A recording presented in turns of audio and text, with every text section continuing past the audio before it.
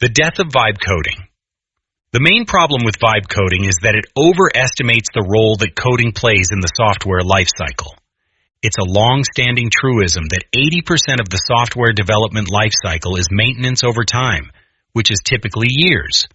Therefore, one of the main requirements for good software is that it must be maintainable. From day one, vibe code often misses the mark on this.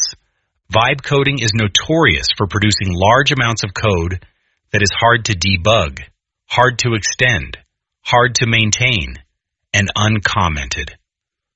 Since it produces code without programmer involvement, the people who have to work on it have no idea what the thought process was for making it. When I watch videos about this, the recommended solution is to write a detailed description of what you want.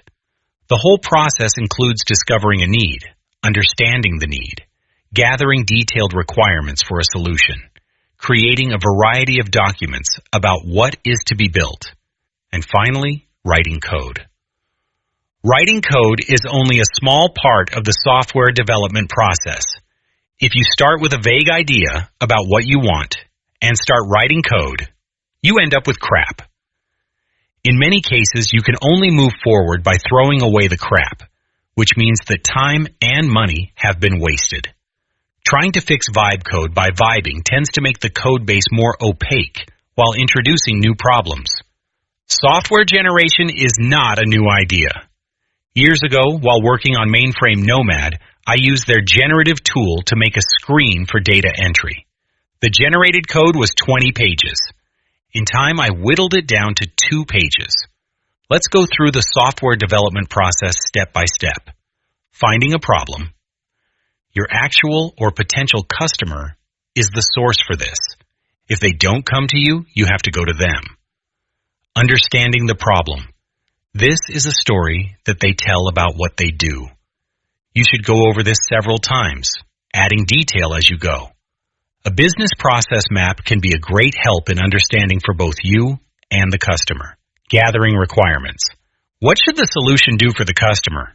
Use cases are a good tool for this. The old kind, with detailed steps. Agile user stories are a weak derivation of use cases. Use cases from several points of view: users, managers, system.